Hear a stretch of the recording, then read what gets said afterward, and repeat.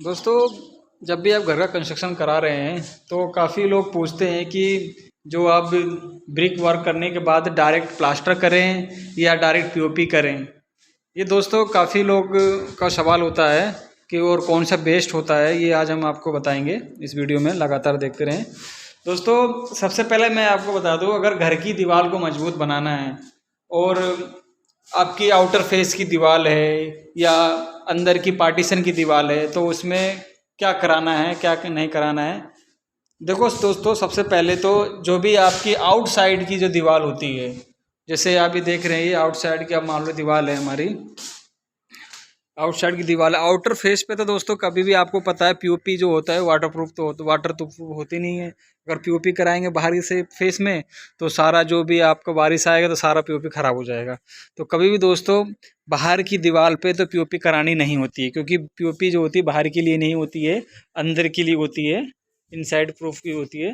तो दोस्तों कभी भी आप बाहर की तरफ पीओपी ना कराएं, जहाँ पे पानी लगे वहाँ पे आपको पीओपी नहीं करानी है। आउटर फेस पे दोस्तों हमेशा प्लास्टर कराना है आपको।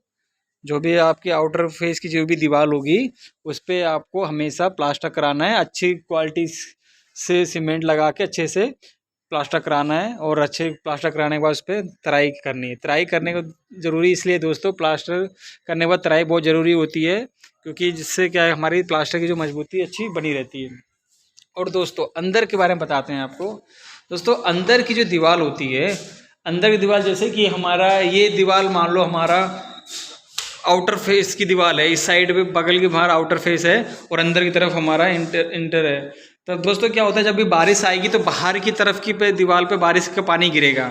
और अगर हम अंदर की दीवार पे अगर हम पीओपी करा रहे हैं दोस्तों, पीओपी हमने अंदर की दीवार पे करा दिया है, अगर बाहर की दीवार पे जब भी अगर कोई बारिश आ रही है, अगर वो दीवार गीली हो रही है तो आपकी जो दीवार पीओपी कराई हुई है ये खराब हो जाएगी। ये कुछ दिन बाद बजने लग जाएगी, इस तरह आवाज़ करेंगे तो आपको बजने लग जाएगी, तो वो पीओपी बेकार है। तो दोस्तों मेरा सजेशन ये है कि जब भी कोई आउटर फेस की दीवार होगी जहाँ पे पानी उस दीवार पे गिरेगा या पानी का काम उस दीवार पे होना है, तो उस दीवार पे आप डायरेक्ट पीओपी ना करवाइए। क्यों और डायरेक्ट पीओपी ना करवाइए, उस दीवार पहले प्लास्टर करवाइए अच्छी क्वालिटी से, उसके बाद आप फिर पीओपी या पुट्टी आप करा सकते हैं। दोस्तों वैसे अगर बहुत से कॉन्ट्रैक्टर जो होते हैं पैसे बचाने के चक्कर में, क्योंकि अगर प्लास्टर ना करें डायरेक्ट ही पीओपी करा देते हैं अंदर की साइड में, इन साइड में, जो ये वैसे तो कम खर्चा आता है मगर ये बाद में दिक्कत देने लगती है, क्योंकि कुछ जगह अगर पानी वहाँ पे पड़ गया उस दीवार पे तो सारी पीओपी खराब हो जाती है, दीवार पूरी बजने लग जाएगी, क्रेक आने लग जाएंगे। दोस्तों तो इससे अच्छा है कि आपकी जो भी पीओपी उस जगह कराएं, जैसे कि ये हमारी अंदर की पार्टीशन की दीवार है, इसको हमने अंदर की बेडरूम की पार्टीशन की दीवार है, इस साइड ना इधर भी बेडरूम बना हुआ है, उधर भी कुछ बेडरूम बना हुआ है, तो दोनों साइड में कोई बाथरूम नहीं है, कोई पानी की कोई प्रॉब्लम नहीं है। तो इस दीवार पे आप प्लास्टर ना करा के डायरेक्ट पीओपी करा सकते हैं। उसके बाद आप पुट्टी कर सकते हैं, पुट्टी चाक पुट्टी रिपेयर करके फिर आप पेंट का काम जो भी आपको कराना है वो आप करा सकते हैं। कब ये आपके लिए बेस्ट होगा, इसमें आप अपना प्लास्टर नहीं करा सकते हैं। और कुछ दोस्तों अब जैसे आप पीओपी है, इस पर क्या है, कुछ अगर आप हैंगिंग कर रहे हैं, कुछ ड्रिल कर रहे हैं, ये ईजिली हो जाता है। कुछ चीज़ें बस हैवी अगर आपको इस पर कील कम में डाल रहा है 1 इंची की तो वो दिक्कत होती है बाद में। और दोस्तों कभी भी आपको 10 से 12 mm के बीच में ही इसमें पीओपी करानी, ज़्यादा मोटी पीओपी नहीं करानी होती है। अगर ज़्यादा मोटी आप कराओगे वो बजने लग जाएगी और वो ख़राब हो जाएगी। और दोस्तों कभी भी आप जैसे देख रहे हैं कि ये हमारा चौखट है, चौखट के बीच में साइड में इधर और कोई बीच में अगर कोई कॉलम आ रहा है या कोई ऊपर से बीम आ रहा है, उसके दोस्तों कॉलम और बीम के बीच में आपको एक मेष जाली ज़रूर लगानी है। मुर्गा जाली जिसे बोलते हैं, मुर्गा जाली भी आता है, पीओपी जाली भी आता है। दोनों साइड के जो जॉइंटों के बीच में जाली लगानी है, जिससे क्या होगा आपके जो जॉइंट होंगे वो कभी क्रैक नहीं होंगे। अब जैसे यहाँ पे दोस्तों कॉलम है, अभी 2 दीवार है, दोनों दीवार के बीच में अगर जॉइंट आएगा और वहाँ पे आप अगर जाली नहीं लगा रहे हैं तो आपकी दीवार को ख़राब कर देगी, क्रैक आने लग जाएंगे। तो जब भी दोस्तों अगर आप कोई घर का कंस्ट्रक्शन करा रहे हैं, कॉलम के बीच में जो भी कॉलम के साथ में जो दीवार है ब्रिक वर्क हुआ है, उस दीवार पे आप बीच में कहीं भी जब भी काम करें तो आप जाली ज़रूर लगाएं दोनों साइड से। आप देखें दोस्तों यहाँ पे क्रैक आया हुआ है, ये आप देख पा रहे हैं,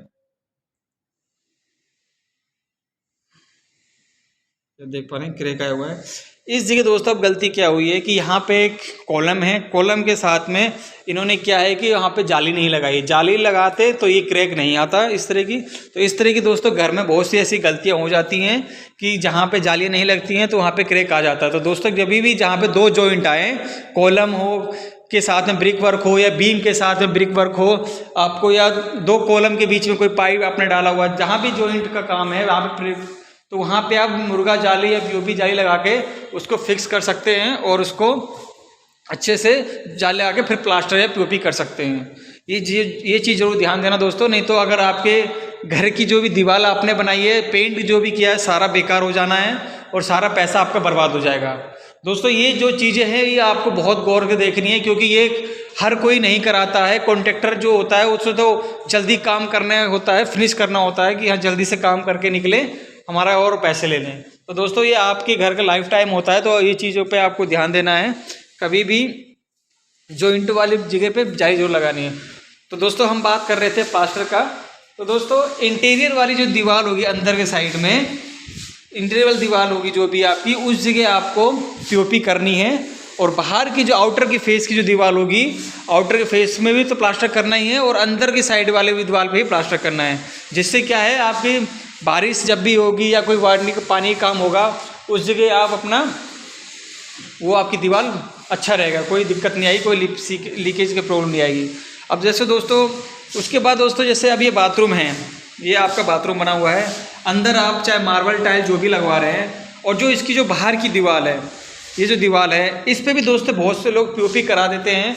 कराने के बाद फिर अभी तो कुछ दिन तक कुछ नहीं रहेगा, क्योंकि अंदर तक सारा कुछ है। कुछ दिन बाद जो जैसे ये हमारे आप देख रहे हैं, अगर ग्राउटिंग अगर ढंग से नहीं होती, जो टाइल की और मार्बल की जो बीच की जॉइंट होता है, अगर यहाँ से ढंग से ग्राउटिंग नहीं होती है या साइड से ग्राउट नहीं होता, अगर पानी जा रहा है तो इसका जो पानी जो जाए सीपेज जाएगा इस दीवार पर आएगा। दीवार पे आने के बाद फिर धीरे धीरे आप ऊपर तक ये सीपेज आ जाएगी।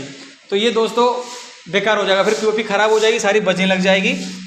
तो इस केस में भी दोस्तों आपकी जो बाथरूम वाली जो दीवार चारों तरफ से जो भी होगी, उसके बाहर के आउटर फेस पे भी आपको प्लास्टर करना है। प्लास्टर करने से क्या आपकी दीवार भी मजबूत आएगी, सीपेज की प्रॉब्लम भी नहीं रहेगी ज़्यादा। तो दोस्तों ये चीज़ आपको ज़रूर ध्यान देना है।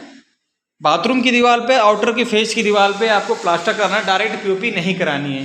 क्योंकि पीओपी सिर्फ इंटीरियर की दीवार पे ही होता है, जहाँ पे दो पार्टीशन दोनों साइड में, जहाँ पे पानी का यूज़ नहीं है, पानी नहीं है, वहाँ पे उस जगह आप दीवार पे पनिंग अपनी पीओपी करा सकते हैं। ये चीज़ दोस्तों जरूर ध्यान दें। और सीलिंग में दोस्तों आप अपने सीलिंग के डिज़ाइन में जो भी आपको सीलिंग बनानी है उस हिसाब से आप अपना सीलिंग डिज़ाइन कर सकते हैं और पीओपी का काम करवा सकते हैं। तो दोस्तों ये बात आप जरूर ध्यान रखें, क्योंकि कुछ चीज़ें होती हैं कि आपने कॉन्ट्रैक्टर को दे दिया है काम कराने के लिए, प्लास्टर कराना है, कराने के बाद उसका काम खत्म हो जाएगा अपना जल्दी से फटाफट, क्योंकि पीओपी सस्ता पड़ता है, प्लास्टर थोड़ा महंगा पड़ता है। ठीक है, इसीलिए दोस्तों आपको ध्यान रखना है, कभी भी जब भी आप घर कंस्ट्रक्शन करा रहे हैं, अगर आपका कॉन्ट्रैक्टर पीओपी या प्लास्टर कर रहा है तो आपको ये जरूर ध्यान रखना, आउटर वाली फेस पे जो भी है, आउटर वाली फेस पे आपको दोनों साइड से प्लास्टर कराना है। और बाथरूम की जो भी दीवार होगी उस दीवार पे भी आपको प्लास्टर करवाना है। उसके बाद आप चाहे उसे पुट्टी कराएं, पीओपी कराएं, जो भी, और अच्छा पेंट कराएं, प्लास्टिक पेंट या वाटर एशियन पेंट, जो भी बहुत से अच्छी क्वालिटी के पेंट आते हैं, तो ये पेंट जरूर कराएं। और दोस्तों बाथरूम की जो दीवार होगी और उसके जो मार्बल या टाइल लगा होगा, उसके जो जॉइंट हैं वो जॉइंट को अच्छे से फिल करा देना है, क्योंकि नहीं तो बहुत दिक्कत होने वाली है। क्योंकि पानी जो होता है इन्हीं, जैसे कि अब ये यहाँ से जॉइंट देख रहे हैं, अब इसी जॉइंट से अगर कहीं गैप मिल गया तो आपकी वो सीपेज अंदर आने शुरू हो जाएगी। तो दोस्तों इस चीज़ का जरूर ध्यान रखें, जब भी आप बाथरूम का या फ्लोरिंग का जो भी काम करा रहे होंगे वॉल का, उसके जॉइंट को अच्छे से ग्राउट कर लें, जो आपके घर में कभी बाथरूम की दीवार पे कभी सीपेज नहीं आएगी।